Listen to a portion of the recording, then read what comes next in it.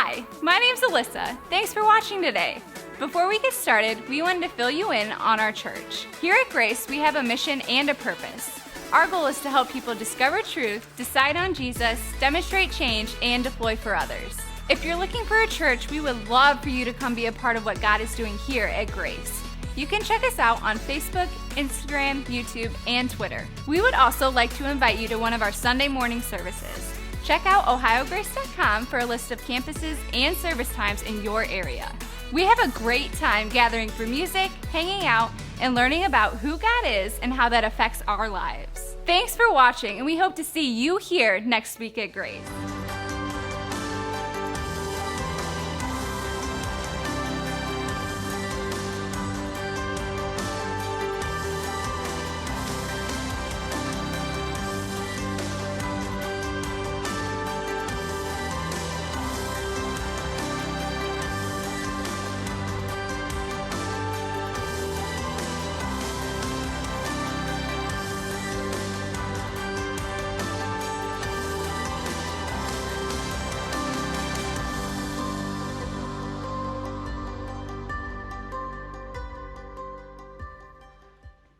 What's up, church? How you guys doing this morning?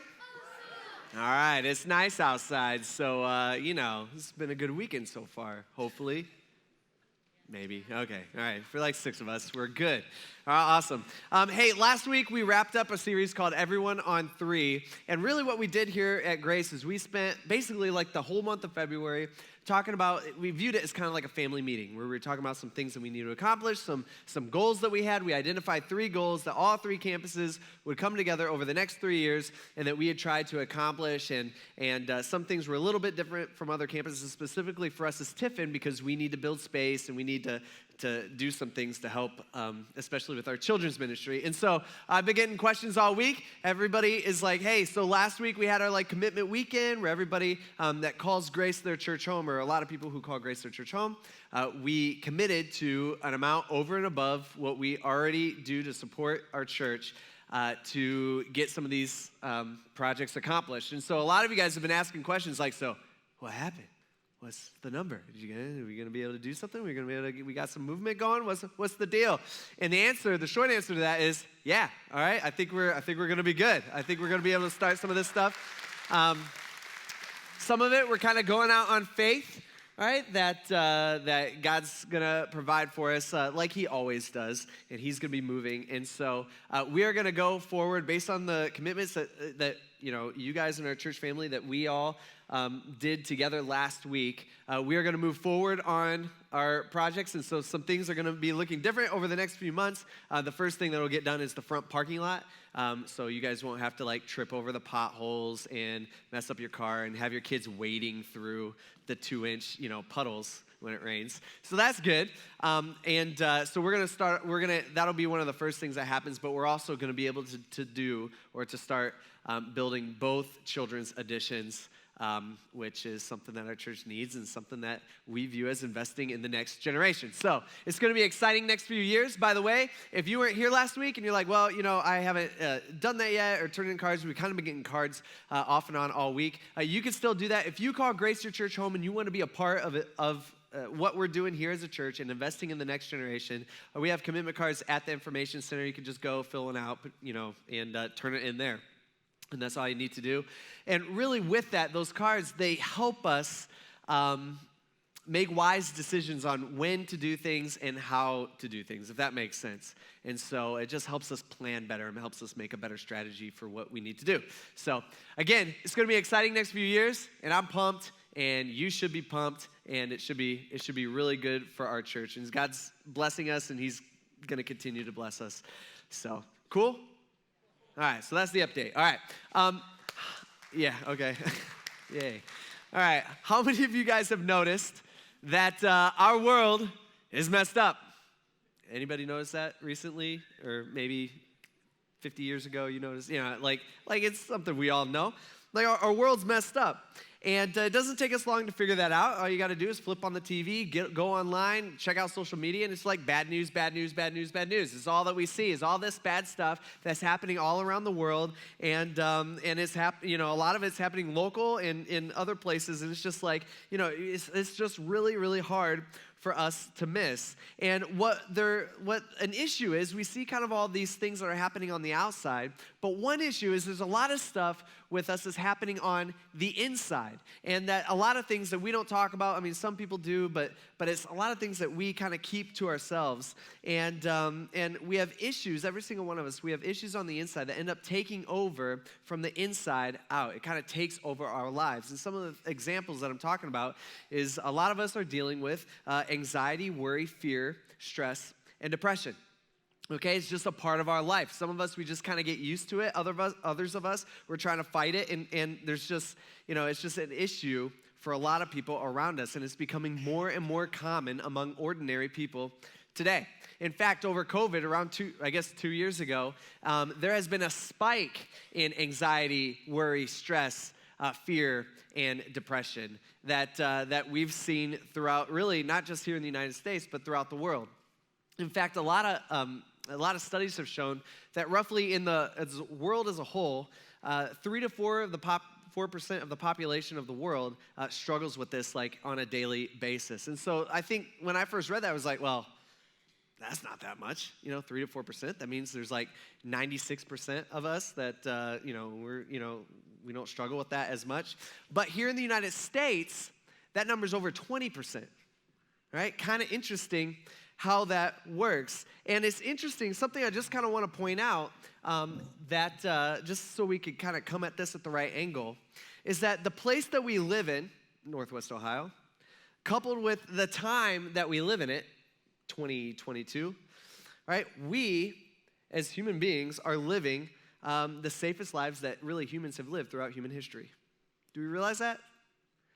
Okay, we are living like the safest lives that people have lived throughout human history. And what I think our issue is, first of all, think about all the common issues that people all around the world have to worry about, like on a daily basis, that we don't have to worry about at all. I mean, you got war, you got, what am I going to eat? What am I going to drink? Where am I going to sleep?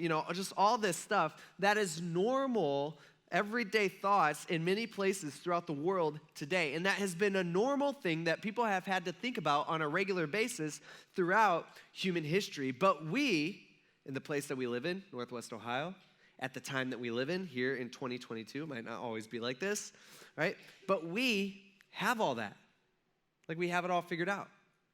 Like it's all kind of taken care of. In fact, it's not really even a thought. In fact, one of the worst thing we got to think about is like, who ate the last piece of pie? It's annoying. I hate when that happens. But so think about it. Things that actually matter, kind of the core things that we need to live, for life. You got, what am I going to eat? What am I going to drink? Where am I going to sleep? Am I safe? Kind of that stuff, right? We don't have to worry about just because we don't have to, because it's all taken care of us. It's all kind of done. We're safe. We're living safe lives. But anxiety, worry, fear, and stress and depression, they haven't gone away. Isn't it kind of weird how that happens? You would think it'd be the opposite. You would think, hey, when life is going, when I have all the basics of human life kind of at my fingertips and I never have to worry about any of this stuff, you would think that that's when stress and anxiety and depression and fear and all that stuff would go away. But that's just not the case. And what it seems like has happened here in our specific culture is that we have diverted our anxiety, worry, fear, stress, and depression to lesser things. In reality, that's what it is. It's lesser things that we worry about. 2,000 years ago, Jesus, he stepped on the scene and he literally said, hey, don't be anxious about anything. He says, hey, you don't have to worry. In fact, you shouldn't worry. In fact, he commands us not to worry. He says, hey, don't be afraid. Right? You don't have to have fear. And he says, hey, you should have joy. Okay, that's the opposite of depression. We should be joyful people, those of us who are Christians. And so that means anxiety, worry, fear, stress, and depression, those are things that God does not want for our life, and that's not how God has made us to really struggle with that stuff. And I think a lot of us as Christians specifically, we say we believe it, and we say, yeah, I get it, like, God's taking care of me, and God's gonna, keep me safe, and God's, he's gonna give me the things that I need, I get that. But I feel like a lot of us, we just don't feel it on the inside. And the reality is, and I think I'm gonna ruffle some feathers when I say this, but here's the reality. This is just true. You can come debate me after service, I'll be ready, okay? But if we keep God at the center of our life, all that goes away. It's the truth. If we keep God truly at the center of our life, anxiety, worry, fear, stress, and depression in our life, I'm not saying we might not be tempted to deal with that stuff in our life. I'm saying all that on a chronic way or with our something on a daily basis, like all that just goes away. But the issue is, every single one of us in this room, including myself, we are not good at keeping God at the center of our life. We are not good on holding on to our relationship with God. That's really kind of what it is. So not everybody in this room, but probably most people in this room, all right, we have a relationship with God, and we've started that at some point in our life. Hopefully you can think back to that time or that moment where that relationship with God actually started or took place. But for most of us, we got this relationship with God, and what we are supposed to do as a Christian is we are supposed to hold on to that as tight as we can, all right? Because think about it, that's the most precious thing in our life. I mean, it's super important. In fact, our whole life should kind of revolve around our relationship with God. But we don't do that, right? We're just not good at it. And that's really our problem. Our root issue in life, especially when we're dealing with stuff on the inside, is we have this relationship with God, but it's not at the center. In fact, it's not the most important thing in our life. Yeah, we might say it using our words, but if we were actually to dig down deep, there's a lot of other stuff that we find more important than where we're at with our Creator. And part of the issue for why this is a thing is because the Bible tells us that each and every one of us, that we have an enemy, and our enemy is always trying to trip us up, and our enemy is slick, and our enemy is sly. And for most of us, our enemy doesn't try to convince us that the Bible's not true, or God doesn't exist, or Jesus wasn't actually God, all right? Because most of us, we go to church, okay? So those are things that we don't necessarily struggle with. You know what our enemy does? Our enemy says things like this, like, hey, go ahead and read the Bible. All right, that's cool. Just don't believe everything that it says. Or hey, you can trust in Jesus to save you. I'm down with that. All right, go for it. Yeah, totally do that. But also, don't forget to trust in yourself. And make sure that you trust in yourself because, make sure that you're a good person, and make sure, don't forget to get baptized and put trust in that and faith in that. And so it ends up becoming not just only Jesus I'm putting my faith in to save myself. It's Jesus and me. See what he does there? See, our enemy tells us, yeah, sure, go to church. That's totally cool. Just make sure you look good while doing it and hold on to that.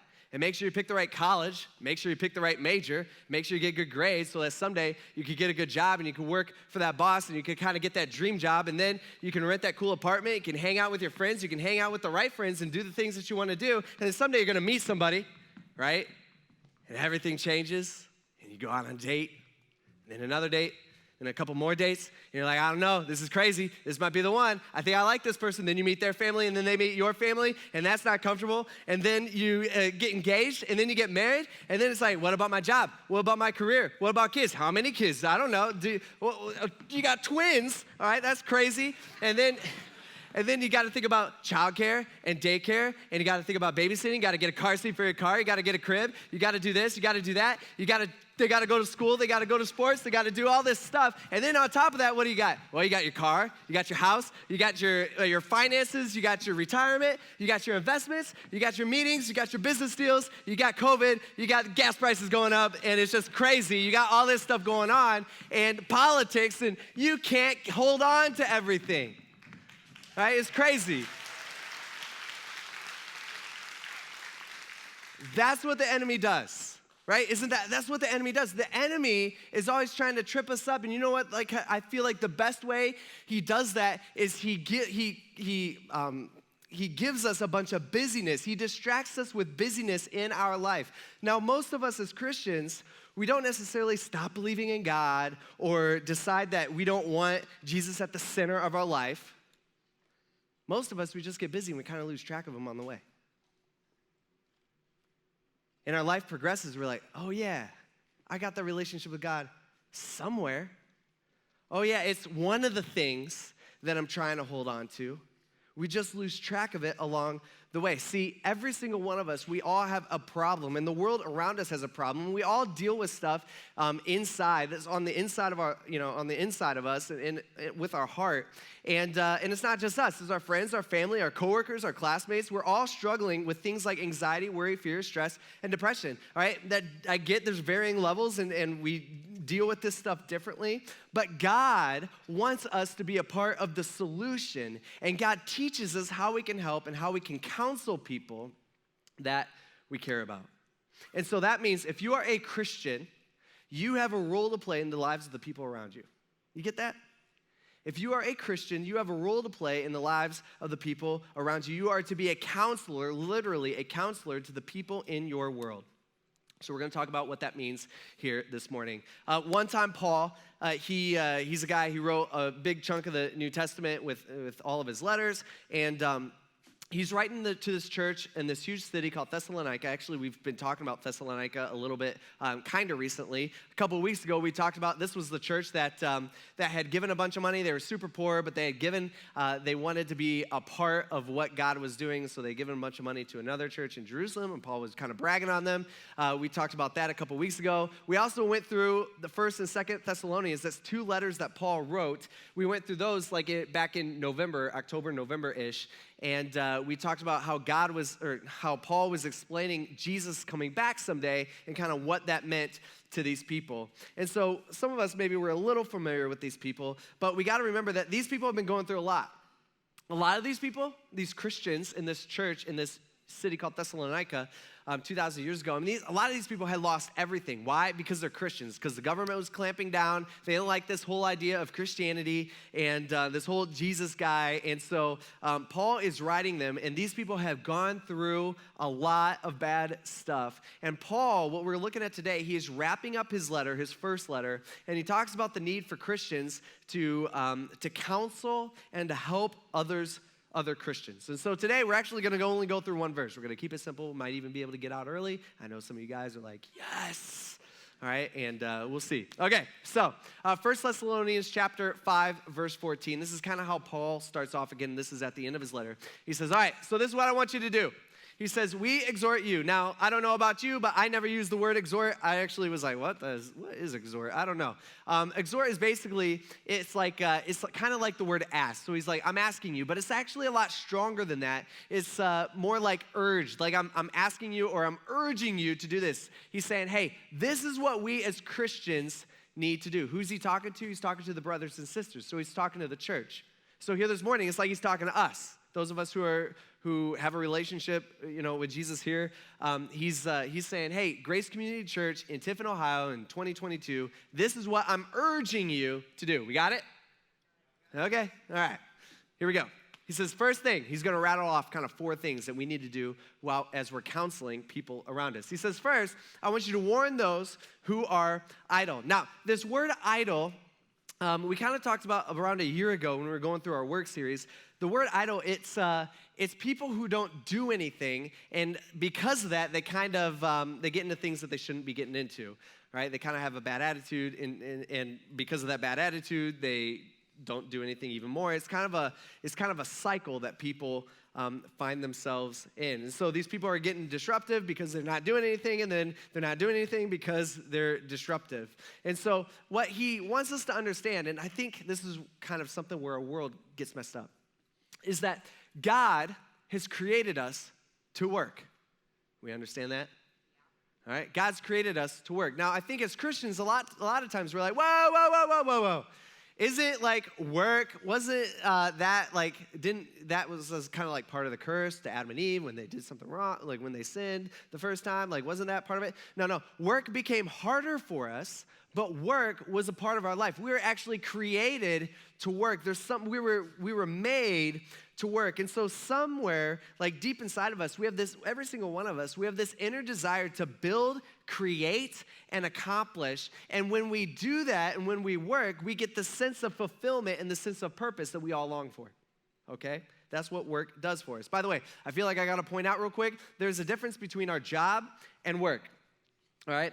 I know we say I'm going to work and stuff like that when we're going to our job, but work is a broad category. There's a lot of things that fall under the category of work.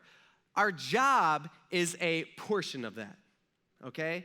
So when I'm saying we all need to work, I'm not saying every single person in here needs to go get a job, based on what you're going on with your life or, if you're retired or not. That's not what I'm saying. I'm saying we should all work. I think that's what the Bible is very, very, very clear on.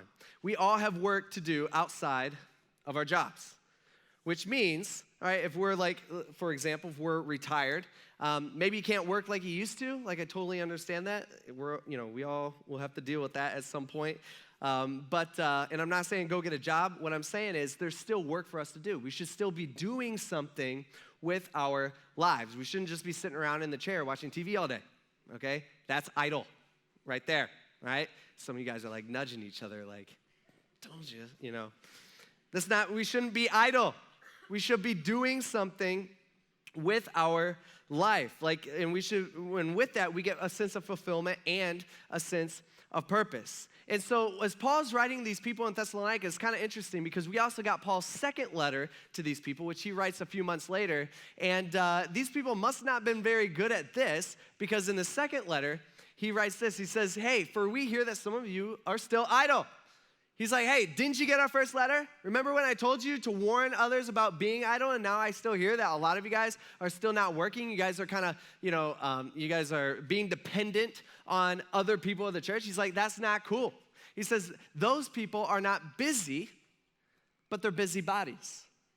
In the original language, this is like, it's a play on words. Actually, it's a play on words in the English language, too. He's basically saying, hey, you're not busy, you're actually busybodies. You're busy meddling in the affairs of all these other people. You're kind of busy doing nothing, is what he's saying. You know people like that? All right? I mean, I feel like we all kind of have a vision of, oh, yeah, like that guy. Or that lady, they're just busy doing nothing. It's kind of useless. See, there's two problems with what's going on here when we're idle. Number one, we're not working, and so we're dependent on others, and that's not what God has called us to be. Number two, Paul, he's like, we've turned into like a busybody. Okay, we turn into somebody who's up to no good.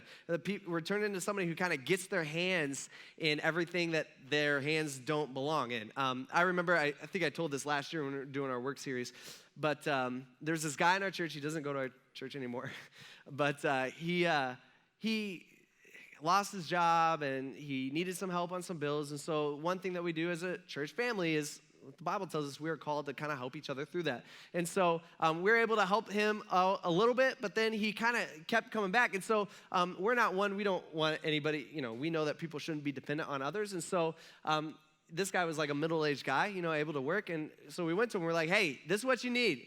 Let us help you. Go get a job, all right? That's what you need to do. You need to go get a job. And when he heard that, he was like, whoa, I can't do that. I'm too busy for a job. And we're like, what do you do all day? And he came up with this schedule where he's like, well, first I ride my bike here. He had to ride his bike everywhere because he didn't have a job, so he didn't have a car or gas money. And so he's like, well, first I got to ride my bike over here. Then I got to ride my bike over there. Then I go to the library for a couple hours, and I get online, and I do some stuff there. And then I ride my bike, and I say hi to this guy every day. And then I ride my bike over here. It's just, as you hear this, you're just like, it's so sad because here's a guy who's literally busy doing nothing. And what the sad part is he is missing out on part of his purpose. There's no fulfillment in that. It's not the life that God has designed us to have. See, part of the problem with our society, and to be honest, part of the problem why anxiety, worry, fear, stress, and depression is so prevalent among us, around us, is that our society, we just don't value work anymore. Or we don't value work the same way, or a lot of us don't. And so with that, we become idle, the word that Paul's using. And with that, we lose our fulfillment and we lose our purpose that we so longingly, that we long for. And so God's been telling us since the beginning, and we see this literally at the beginning of time. He says, it's not good to not work. Right? It's not good for us to not work. It's not good for us just to waste our time and to waste our life doing nothing. And so Paul, this is kind of where he starts off with. He's like, hey, you want to help counsel others? You want to help other Christians? This is what you got to do. Number one, you need to warn the idol. You need to tell them, hey, it's not good to not work. And when you warn them, that's actually a good thing for them to hear. But then he gives a second one. He says, so warn them to those who are idle. But second, you need to comfort the discouraged. Now, this is something that I feel like a lot of us think we're really good at, and actually a lot of us are not good at. The word comfort here does not necessarily mean give advice, okay? Doesn't mean we have to tell them our opinion and we got to force that upon people. The word comfort here literally means encourage, like you're trying to encourage them. It's literally like calming words, soothing words. See, most of us, I think, what we do, and I'm included in this, we see someone struggling around us. And they're struggling with, stuff on the inside. Maybe they got stuff on the outside, which causes stuff on the inside to start happening with worry and anxiety and stress and depression and fear. And we just, people around us are just struggling with all this stuff on the inside. And we feel like we need to give them our opinion and our advice. Like that's our go-to thing. Like, oh, I know how I'll help you. Here's what you need to do. This is what I think. Like that's our go-to. That's what we do. And what we do is we think we're comforting, but the reality is, most of the times we're not. Sometimes it's even, we say good stuff, it's just in the way that we say it or in the tone that we use. Now, this has happened to you where, have you ever given someone advice where it just makes things worse? No? Okay, yeah. Like that's happened, okay? Even like as a middle schooler, that happens. You give someone advice and it just makes things worse. And when that usually happens, usually what we do is we kind of blame them. It's like, well, it's their fault. They're not willing to listen. Not willing to listen. Man, their life's just gonna spiral down. They're just gonna be struggling with this for, this particular thing for a long, long time. Even more than that, what we end up doing is we start like watching their life kind of like a hawk. And when it gets worse and worse and worse, we're like the first ones there, and we're there to say, I told you so. I told you shouldn't have done that. Should have listened to me. We're there to kind of stick it to them. And my guess is that when we do that, we're probably not the most comforting people, right? I don't think that's very comforting. See, when we're counseling people that we care about, they don't always need to hear our opinion, but we are to comfort them, is what Paul's telling us to do.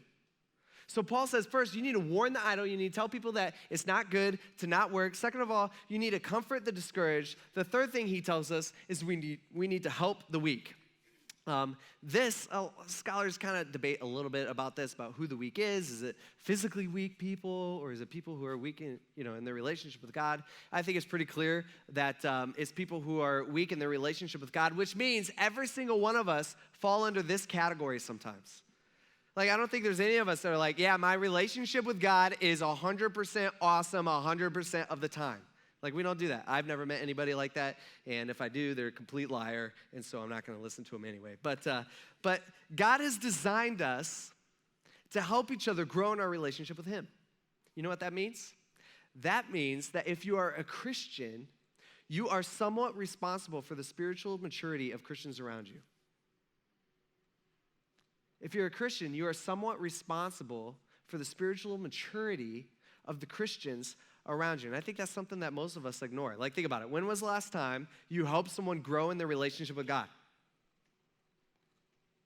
Like, when was the last time you helped your spouse grow in your relationship with God, or your boyfriend or your girlfriend? Or when was the last time you helped your kids grow in their relationship with God? Just because they're adult, they're still your kids, When was the last time you helped your friend grow in their relationship with God, or your coworkers grow in their relationship with God? We see this really all throughout the Bible. One time in the Old Testament, this guy named Solomon, who was a king, he was actually the wisest man to have ever have lived. He described it this way. He's like, no, we're supposed to be like iron sharpening iron. We sharpen each other. It's not always the most comfortable thing. It's not always the most pleasant thing, but we sharpen each other, and it's good for us. That's how God has designed us as we live our life. We're to help each other, specifically help each other grow in our relationship with God, help each other hold on to our relationship with God as tight as we can. And I think this is like the key issue here. And usually when we're helping somebody, when they're going through some hard time, or they're struggling with anxiety or worry or stress or fear or depression or whatever that might be, usually we give those people practical advice. count to 10. You should do this. You should quit. You should just stop that. You should move forward. You should do that. We think of all this stuff, but we got to remember that the root problem when we're struggling with that stuff and it becomes a real thing is that God's not at the center of our life.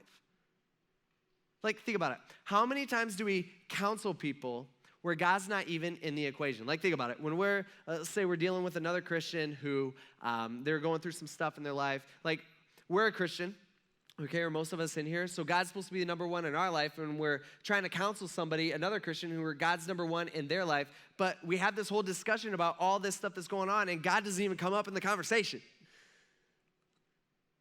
What we're doing is we are ignoring the root issue. We're ignoring the root problem. A couple years ago, I bought this messed up building in Fremont for as like an investment property, something I've been working on for the last couple of years.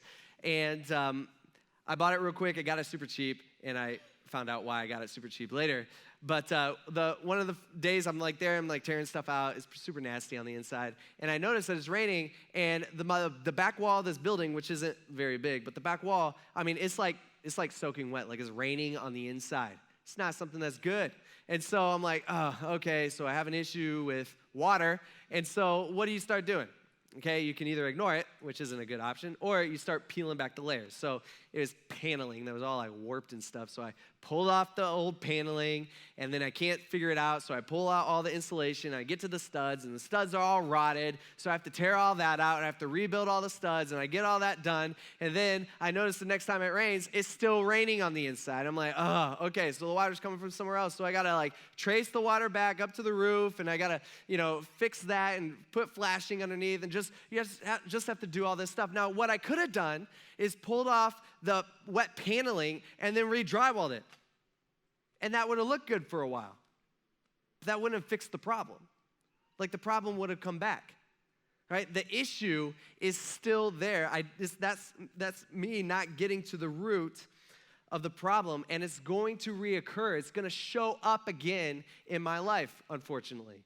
See, that's what we do. When we ignore the whole relationship with God aspect, when we're dealing with anxiety, stress, worry, fear, and depression, if we don't deal with our relationship with God and growing in our relationship with God, it's just going to come back. We got to deal with the root problem. And so Paul, he rattles off these three things. He says, first, you need to warn the idle, you need to comfort the discouraged, you need to help the weak. And then while you're doing all three of these things, he finishes off. He says, you need to be patient with, what's this word? Everyone. So not just the easy ones. Some people it's easy to be patient with. You're like, oh, yeah, okay. Yeah, let me, other people you're like, ugh, is be patient with everyone. Basically what Paul's saying, he's like, hey, it takes time.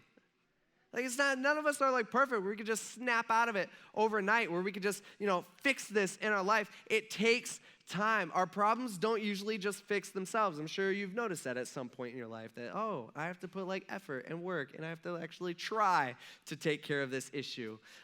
Helping people, when we're helping people, investing in people, and we're doing the people work, when we're counseling people, it takes time. Why? Because we're different.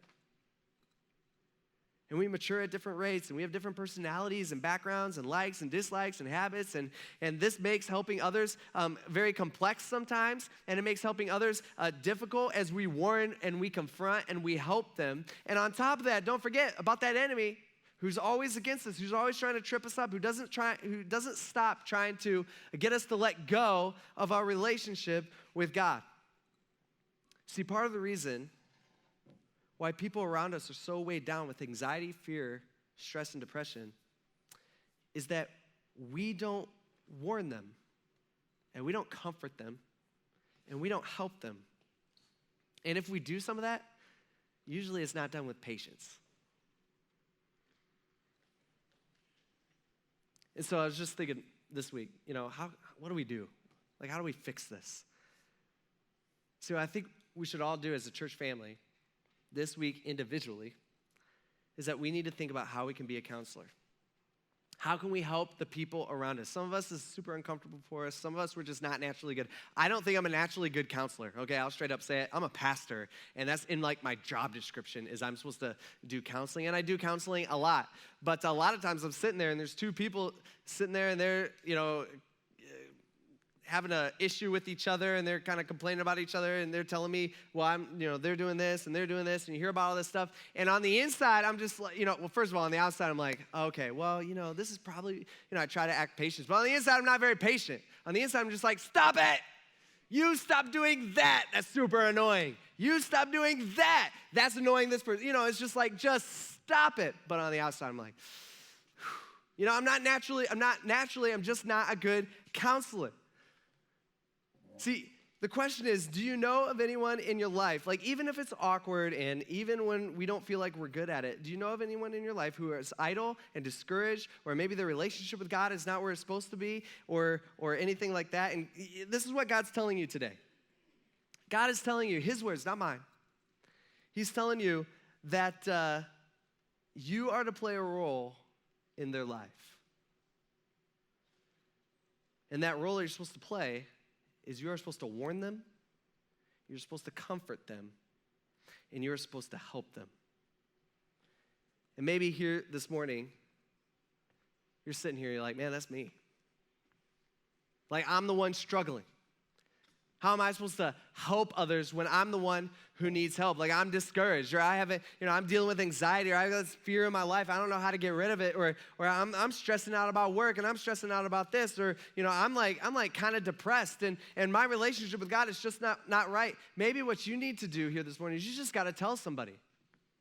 Right? You need to ask somebody to help you through this. You need to ask somebody, hey, or just talk it out with somebody, with another Christian. Maybe that's your step, because we're meant to do life together, and we're meant to sharpen each other.